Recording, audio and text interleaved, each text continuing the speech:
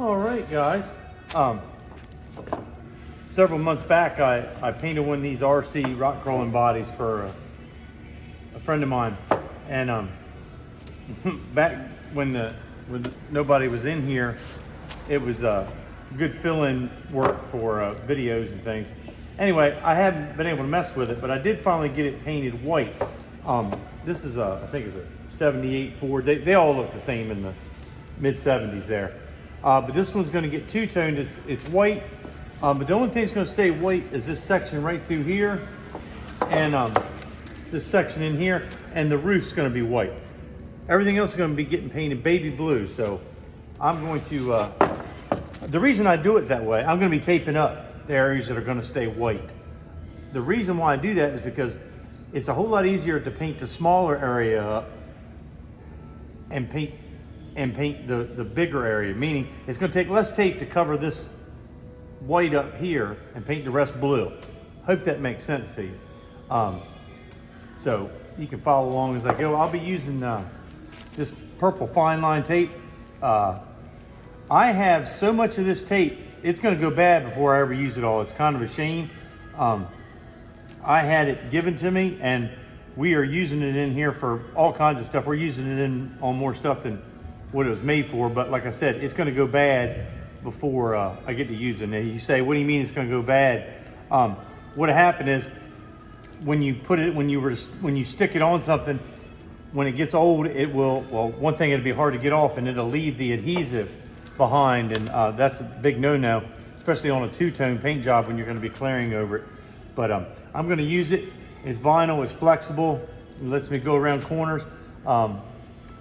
So let's see how this goes.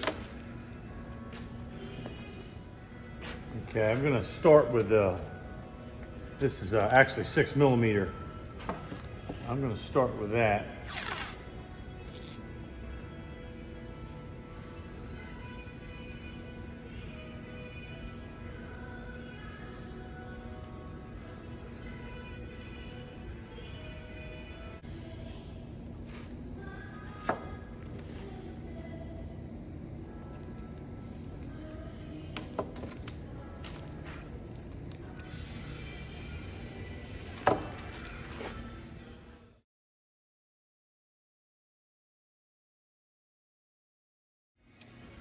Got a little ahead of myself for a second there. I'm going to switch to the 3mm. Now it's going to bend a little bit easier to go around this wheel well. I'm going to use a razor blade. I'll show you that in a minute.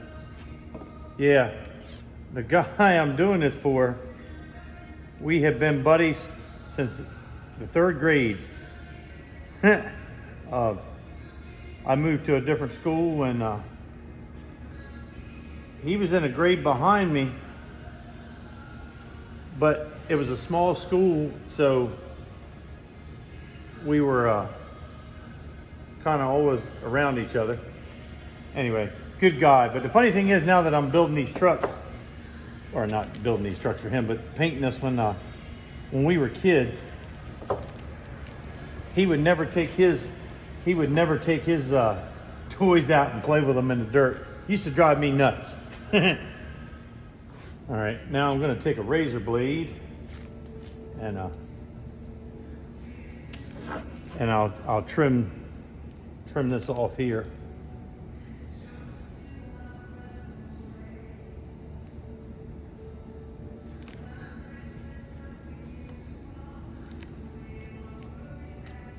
Now I'm going to try and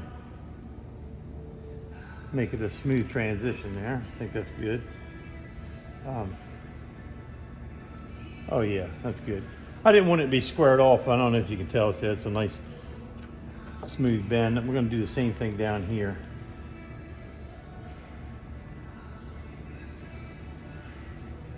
Another funny story about this guy. Like I said,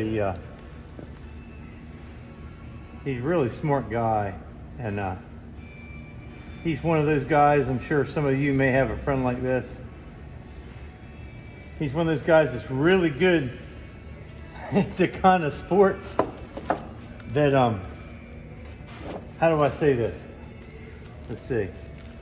He's good at his sports like shooting pool, throwing darts.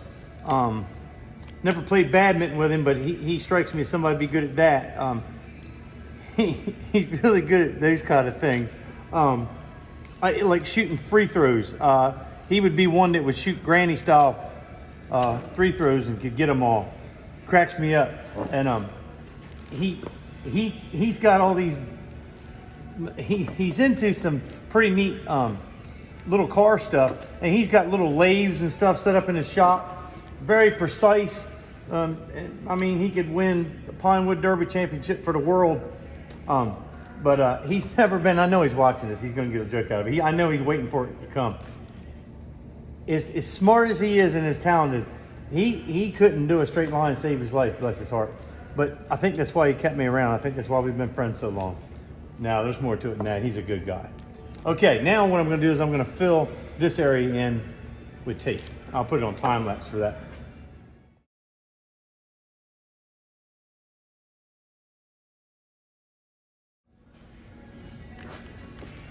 Okay, now as you see, I filled in between there, and now I've got to be careful, but I'm going to cut off the excess here. And I got to be careful to cut through this outside layer, but not mess up that outline that I put in there a little while ago.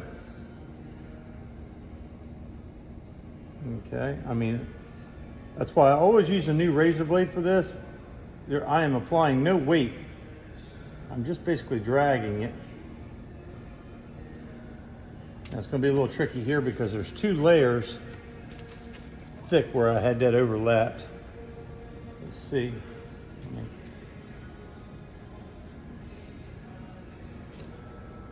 Oh, this guy, another one of those sports. He's a really good bowler too. Quite the marksman, duck hunter. You're picking up you kind of understand the type of guy I'm talking about. I'm pretty sure you people do. Okay, see that's that. Now I'm going to do the same thing to the back. There's no need to film that, but I'll come back to you in a minute. Okay, you see I got the back of that. It's taped up. I'm going to do the same thing to the other side. Okay, as you can see, I got it.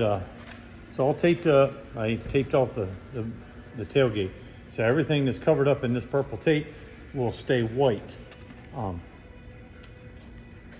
Okay, so next thing I'm going to do now is I'm going to have to scuff all this shine. I'm going to sand all this, and then we'll get her in the booth. Hopefully I get this done today. We'll see. Okay, what I've mixed up here is kind of like a baby blue. Got a little bit of bench chemistry going on here. What this is made up of is this is single stage paint. It's stuff I have left over from other jobs. You know, obviously that way it doesn't get wasted. This reminds me of this looks about right. Well, I'm going to paint it this color whether it's right or not. Anyway, I got a really awesome orange over there, but I'm not sure about that. But Ford did have one of those trucks that was orange, so maybe that's an option. I got the thing all in the paint booth or prep station, ready to get painted. So let's go for this. All right, I know it's noisy in here, but here we go. First coat.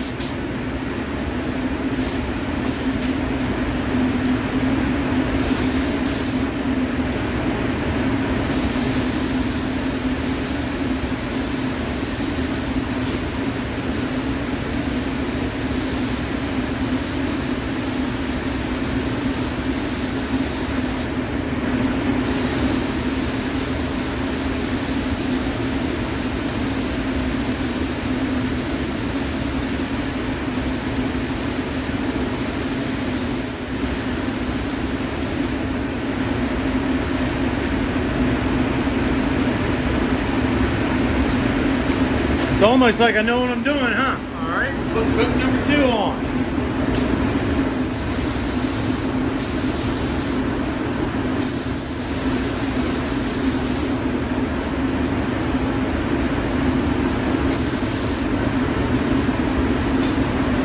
I'm only going to put 2 coats on that thing. That paint covers really well, and it just helped the lines be not as noticeable. Like if I put another coat on there, the paint would get thicker obviously, and when I untape it, it would be more of a line. So I'll have to let this sit overnight and get her untaped.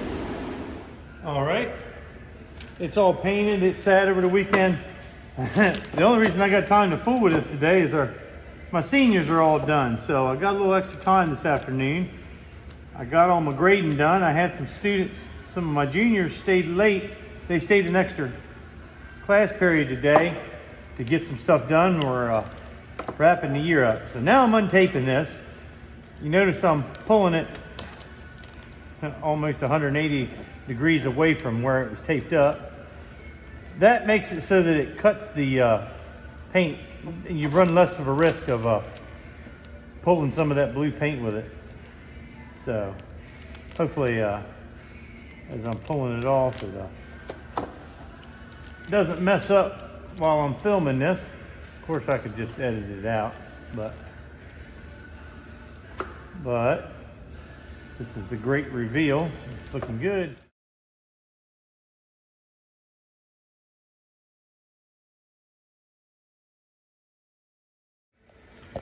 Well, there it is. Turned out pretty good. There's a couple little things where like there was a little crack in the tape. Believe it or not, I can scuff that and buff that off. That'll be fine. And I think, oh, I gotta untape the tailgate yet.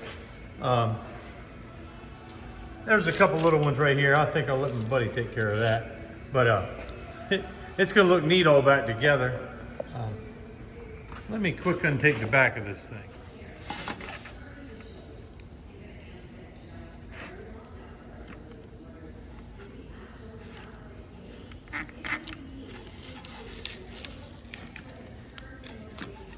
There we go. There we go. And once all the trim around it, I think he's got chrome trim that, just like the factory, that will outline all that. But it turned out really sharp. Hope you enjoyed it, the little video here, and feel free to comment. Thanks for watching.